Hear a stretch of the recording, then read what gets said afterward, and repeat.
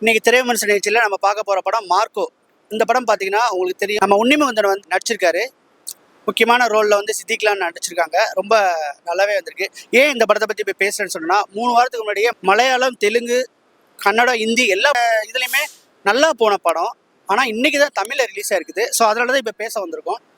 இந்த படத்தை பற்றி சொல்லணுன்னா, படம் வந்து ஓப்பனிங்கில் பார்த்தீங்கன்னா ஒரு கொலை நடந்துருது. அந்த கொலையை பார்க்கறது யாருன்னு கேட்டீங்கன்னா, ஒரு கண்ணு தெரியாத பையன் பார்த்துறாப்புல. ஏன்னா அவருக்கு வந்து ஒரு ஸ்மெல்லிங் சென்ஸ் வந்து ரொம்ப ஜாஸ்தி. ஸ்மெல்லை வச்சுட்டே யாருன்னு சொல்லிட்டு கண்டுபிடிச்சிருவாரு. நம்ம கம்பேரிட்டிவ்லி ஒரு மோப்பு நாய் மாதிரி அவருடைய சென்ஸு. ஸோ கடவுள் வந்து எப்போவுமே ஒரு குறை கொடுத்தா ஒரு பெரிய ஒரு எக்ஸ்ட்ரீமான ஒரு விஷயமும் கொடுத்துருப்பார் இல்லையா? ஸோ அது மாதிரி இந்த பையனுக்கு வந்து பார்வை இல்லாத குறை இருந்தாலும் சரி, அந்த நுகர்ற சக்தி அதை வச்சுட்டே கண்டுபிடிச்சிருவாரு. என்ன பெர்ஃப்யூம் யூஸ் பண்ணியிருக்கான், என்ன மாதிரி பண்ணியிருக்கான், இவன் என்ன நிலைமையில இருக்கான், அந்த மாதிரி கண்டுபிடிச்சிருவார். ஸோ அந்த பையன் வந்து கொலையை பார்த்துட்றாப்புல. அந்த கொலையை பார்த்தோன்னா அந்த பையனை வந்து ஒரு கட்டத்தில் வந்து அந்த காரு, இந்த கொலையாளி என்ன செண்டு போட்டிருப்பான், என்ன மாதிரி ஷூ, அவனுடைய ஆட்டிடியூட், அவன் நடக்கும்போது அந்த ஷூ சவுண்டை வச்சுட்டு இவன் என்ன மூடில் இருந்தான் அப்படிலாம் கண்டுபிடிச்சாங்க. உதாரணத்துக்கு தட ஷூ சவுண்டு கேட்டுச்சுன்னு வச்சுங்களேன், அவன் வந்து கொலை பண்ணிட்டு ஓடுறான், பயப்படுறவனாக இருப்பான். அது மாதிரி இவங்க வந்து யதார்த்தமாக வந்து வராங்களா, அவன் இந்த கொலை பண்ணதுக்கு வந்து அந்த கொலையாளி வந்து அவன் வந்து வருத்தமே படலை, அந்த மாதிரி ஒரு கொலையாளி அப்படி சொல்லிட்டு சில ஹிண்ட்ஸ் கொடுக்குறான். அந்த ஹிண்ட்ஸை வச்சுட்டு போலீஸ் ட்ரேஸ் பண்ணிட்டு போயிட்டு இருக்குது. கடைசியில் இவன் தான் ஹிண்ட் கொடுத்தான்னு சொல்லிட்டு இவனை வந்து கொலை பண்ணிடுறாங்க. அந்த கொலை பண்ணதுக்கு பின்னாடி பார்த்தீங்கன்னா கொலையாளியுடைய அண்ணன் தான் வந்து உன்னிமுந்தன். இந்த கொலைக்கு வந்து பழி தீர்க்க தான் வர்றாரு. படத்தை வந்து எப்படி சொல்கிறதுனா, கேஜிஎஃப் படம் பார்த்துட்டு கர்நாடக சினிமா வந்து சின்ன சினிமா, உங்களுக்கு தெரியும், ஏரியாலாம் ரொம்ப கம்மி. அதே மாதிரியே மலையாளமும் ரொம்ப கம்மி, உங்களுக்கே தெரியும். ஸோ கன்னட சினிமாவே கேஜிஎஃப் மாதிரி ஒரு படத்தை கட்டு ஒரு 1000 கோடி ரூபா கலெக்ஷன் பண்ணிட்டாங்க. நம்ம ஏடா பண்ணக்கூடாதுன்னு சொல்லிட்டு இவங்க ஃபுல்லாக பிளான் பண்ணிட்டு பண்ணது மாதிரி இருந்துச்சு இந்த படம். அதில் என்ன விளைவுனா, பயங்கரமான வைலன்ஸு, எக்ஸ்ட்ரீம் லெவல் வைலன்ஸு. நான் பார்த்த தமிழ், மலையாளம், ஹிந்தி படத்தில் இந்த மாதிரி ஒரு வைலன்ஸை பார்க்கவே முடியாது. அவ்வளோ கொடூரமான வைலன்ஸு. இந்த படம் வந்து தேவையா? தமிழ்லையும் டப் பண்ண தேவையா? இது மூலமாக என்ன சொல்ல வர்றீங்க? மலையாள சினிமா பண்ணிட்டீங்க, இது எதுக்கு நீங்கள் தமிழில் வேறு டப் பண்ணிட்டு இந்த படத்தை விட்றீங்க? இதுக்கு மேலே நீங்கள் என்னத்தை நீங்கள் சொல்ல விரும்ப போகிறீங்க? படம் வந்து பார்த்தீங்கன்னா உட்காரவே முடியாது, அந்தளவுக்கு வைலன்ஸு. மேக்கிங் எல்லாமே நல்லா இருக்குது. உன்னிமுந்தன் ஆக்டிங் நல்லா இருக்குது, மியூசிக் நல்லா இருக்குது. மற்றபடி ஃபோட்டோகிராஃபி, அந்த எமோஷனல் சீன்ஸு, சில பில்டப் ஷாட்ஸு எல்லாமே பக்காவாக பண்ணியிருக்காங்க. ஒரு ஒரு ஒரு ஒரு மெச்சூர்டான ஒரு சூப்பர் படம்னே நம்ம சொல்லலாம். ஆனாலும் மலையாள சினிமாவுக்குன்னு ஒரு ஒரு பேட்டர்ன் இருக்கு இல்லையா?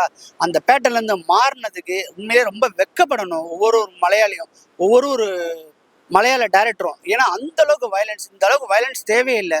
உங்களுக்கு காசு தேவைன்னா வேற ஏதாவது தொழில் பண்ணுங்க. இந்த மாதிரி வயலன்ஸை மக்களுக்கு சொல்ல முடியாமல் நீங்கள் சொல்லி இந்த மாதிரி பணம் பண்ணுறதுக்கு ட்ரை பண்ணாதீங்க. இதை உண்மையாக நான் வருத்தப்படுறேன். ஒரு ஃபேமிலி கூட நான் வந்து உட்காந்து பார்க்க முடியாது, அந்த அளவுக்கு ஒரு மோசமான வயலன்ஸு. நான் பார்த்த லைஃப்லேயே மோசமான வயலன்ஸுனா, ஒருத்தரை கொலை பண்ணுறீங்க, குத்துட்டீங்க, செத்துட்டான், அப்போ விட்டுட்டு போகலாம்ல? அப்போ கிழிச்சு, நெஞ்சை கிழிச்சு, உள்ளுக்குள்ள ஹார்ட்டை எடுத்து மோந்து பார்த்துட்டு தூக்கி வீசுறாப்புல. ரொம்ப எக்ஸ்ட்ரீமாக இருக்குது. அதே மாதிரியே ஒரு கொலையும் பார்த்தீங்கன்னா நம்மளை வந்து என்ன சொல்கிறது, ஆக்ரோஷத்தின் உச்சம், அதாவது வன்முறையின் உச்சம், அந்த மாதிரி காமிச்சிருக்காங்க. இதை வந்து ஏற்றுக்க முடியவே முடியாது. இந்த மாதிரி படங்களை வந்து நம்ம ஊக்குவிக்கவே கூடாது. அந்த மாதிரி ஒரு மோசமான படம் தான் இந்த படம். நீங்கள் 2K கிட்ஸ்னா இந்த மாதிரி இதெல்லாம் ரசிப்பாங்கன்னு நினைக்கிறீங்க, அது எல்லாமே ஓகே. 2K கிட்ஸ் மட்டும் இல்லை, நாங்களாம் 90s kids, 70s kids, 80s kids கூட நம்ம ரசிக்கிறோம். ஆனாலும் பார்த்தீங்கன்னா அந்த படம் வந்து தேவையா? நீங்கள் சொல்லலாம் ஏ கண்டென்ட்டை கொடுத்துட்டேனே, அப்புறம் என்னடா, தேவைன்னா பாரு, தேவையில்லைன்னா பார்க்காதான்னு சொல்லலாம். நீங்கள் ஏ கண்டென்ட் கொடுத்தீங்கன்னா நீங்கள் என்ன வேணாலும் பண்ணுவீங்களா? ஒரு தமிழில் இந்த மாதிரி தான் ஒரு படம் வந்துச்சு, சென்சார் போர்டோட சண்டை. ஏ கண்டென்ட் கொடுத்துட்டீங்கன்னு சொன்னால் 1 வாரம் போராடினாங்க ஏஐ வந்து யூஏ மாற்றுறதுக்கு. அவங்க யூஏ ஒத்துக்கவே இல்லை.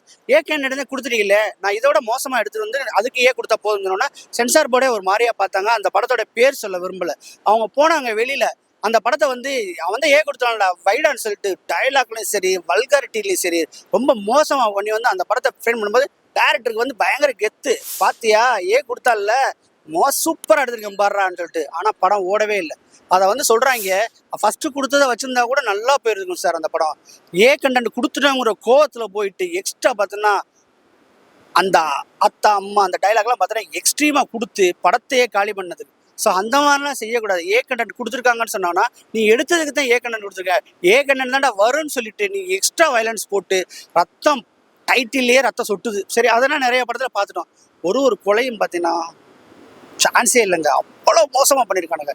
எவ்வளோ ஷார்ட்ஸு, கத்தி, குத்து, ரத்தம், துப்பாக்கி, கன்னு. சரி, துப்பாக்கியில் சுட்டையும் செத்தா முடிஞ்சிச்சுன்னா போக மாட்டாங்க. அவனுடைய அதெல்லாம் வந்து ரொம்ப தப்பான விஷயமா இருக்குது. இதெல்லாம் வந்து இளைஞர்கள் பார்த்தாங்கன்னா ரொம்ப வன்முறைக்கு சாதாரணமாக போயிடும். இது ஒரு மாசுன்னு நினச்சிக்கிட்டு இருப்பாங்க, ஒரு கொலை பண்ணுறதே மாசுன்னு நினச்சிக்கிட்டு இருப்பாங்க. அதனால் இந்த மாதிரி படங்களை வந்து தவிர்க்கணும். ஒன்றும் செய்ய முடியாது, ஏன்னா 3 வாரத்தில் போட்டு காசு எடுத்துட்டீங்க, இனிமேல் தமிழ்லேயும் போட்டு காசு எடுக்கலாம்னு நீங்கள் பிளான் பண்ணுறீங்க. ஒட்டுமொத்தமாக உன்னிமுந்தன் பார்த்தீங்கன்னா யஷ்ஷை விட யஷ்ஷை விட வந்து பயங்கரமான பாடி இருக்குது அப்படின்னு நினச்சிட்டு பண்ணது. ஆனால் யஷ் தான், உன்னிமுந்தன் தான். நீங்கள் முயற்சி பண்ணாலும் சரி, அந்த கேஜிஎஃப் மாதிரி படம் எடுக்க முயற்சி பண்ணிக்கலாம், அந்த அளவுக்கு உங்களுக்கு சக்ஸஸ் வருமானா கண்டிப்பாக வராது. தயவுசெய்து நீங்கள் பிளானை மாற்றுங்க. உங்களுக்கு அருமையான பேட்டர்ன், மலையாள சினிமாவை பிடிக்காதாலே இருக்க மாட்டாங்க. ஆனால் இந்த மாதிரி படங்கள் வந்துச்சுன்னா மலையாள சினிமாவை வெறுக்கிறத தவிர வேறு வழி இல்லைன்னு தான் சொல்ல முடியும். மொத்தத்தில் இந்த படம் எப்படி இருக்குன்னா, ஆக்ஷன் கலந்த ஓவரான வயலன்ஸ் கலந்த இந்த ஒரு ஆக்ஷன் படம்.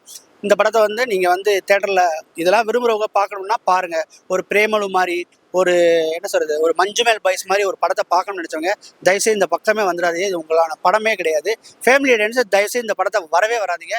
உங்களால் பார்க்கவே முடியாது. ஏன்னா என் கண்ணு முன்னாடி ஒரு 5 ஃபேமிலி வந்து பாதியில் எந்திரிச்சு போகிறத நம்ம பார்க்க முடிஞ்சிச்சு.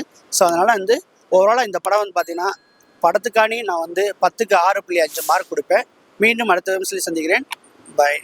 இந்த வீடியோ பிடிச்சிருந்துச்சுன்னா லைக் பண்ணுங்க, ஷேர் பண்ணுங்க, கமெண்ட் பண்ணுங்க. ரஃபி தியேட்டரை மறக்காம சப்ஸ்கிரைப் பண்ணிருங்க, பெல் பட்டனை கிளிக் பண்ணிருங்க.